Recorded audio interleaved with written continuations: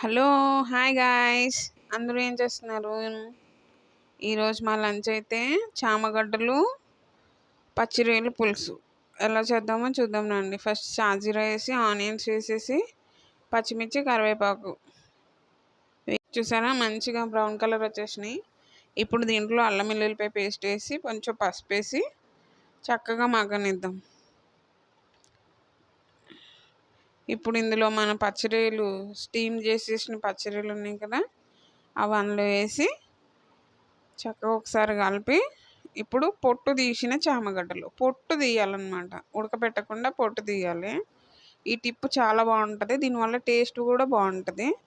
ఇది నేను మా మేడం చెప్పింది నాకు ఇట్లా చేయడం. అప్పటి నుంచి నేను చామగడ్డలు ఇట్లానే చేస్తున్నాను. చాలా అంటే చాలా బాగుంటుంది టేస్ట్.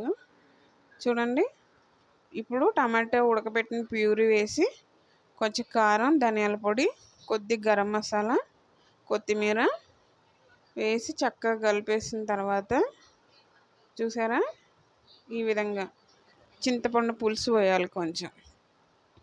దీనికి సరిపడన్న నీళ్ళు పోసి 5-6 విజిల్ పెట్టినామంటే చక్కగా ఉడికిపోయి రెడీ అయిపోతుంది కర్రీ.